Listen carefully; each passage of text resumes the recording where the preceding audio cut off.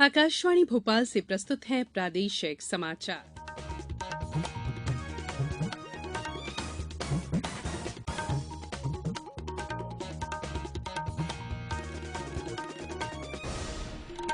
नमस्कार, समाचारों के साथ मैं संयुक्ता बनर्जी। श्रोताओं, कोविड से सुरक्षित रहने के लिए इन 4 सरल उपायों का पालन करें। पूर्ण टीकाकरण कराएं, मास्क पहनें, 2 गज की सुरक्षित दूरी बनाए रखें, हाथ और चेहरा साफ रखें। अब इस बुलेटिन के समाचार।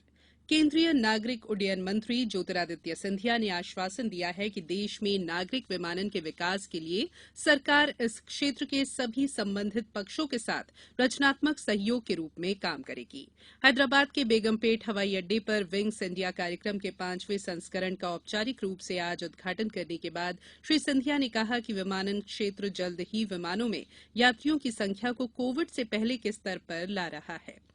उन्होंने कहा कि देश में 2024-25 तक लगभग 80 नए हवाई अड्डे होंगे। देश में कनेक्टिविटी को बढ़ावा देने की जरूरत पर बल देते हुए श्री सिंधिया ने कहा कि विमानन क्षेत्र की कनेक्टिविटी इतनी मजबूत होनी चाहिए जिससे आम आदमी भी उड़ान भर सके।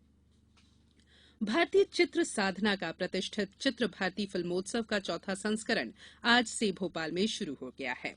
27 मार्च तक चलने वाले इस 3 दिवसीय फिल्म फेस्टिवल के औपचारिक उद्घाटन समारोह में शाम 6 बजे अभिनेता अक्षय कुमार सहित कई जानी मानी हस्तियां शामिल होंगी। इस समारोह के लिए देश के 22 राज्यों से 15 भाषाओं में 712 फिल्में प्राप्त हुई थी।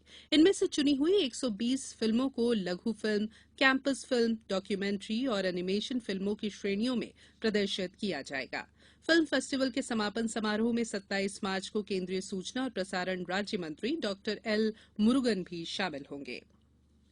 स्कूल शिक्षा और सामान्य प्रशासन राज्य मंत्री इंदर सिंह परमार ने कहा है कि विद्यार्थियों में अच्छे बुरे की समझ के साथ अपराध के प्रतिकार करने की क्षमता विकसित करने में शिक्षक महत्वपूर्ण भूमिका निभाएंगे।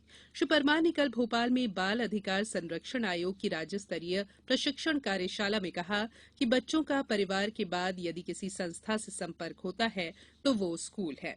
स्कूल में शिक्षक ही विद्यार्थियों के व्यक्तित्व निर्माण में अहम भूमिका निभाते हैं। श्री परमार ने बाल अधिकार संरक्षण आयोग की बाल बोल ऐप और बच्चों को बाल अधिकारों के प्रति जागरूक करने के लिए बाल अधिकार गीत भी लॉन्च किया। राष्ट्रव्यापी टीकाकरण अभियान के अंतर्गत देश में अब तक 182 करोड़ 55 लाख से अधिक कोविड रोधी टीके लगाए जा चुके हैं।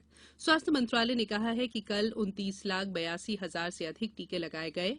इस समय स्वस्थ होने की दर 98.75% है। देश में कल 1,600 लोगों में कोविड संक्रमण की पुष्टि हुई।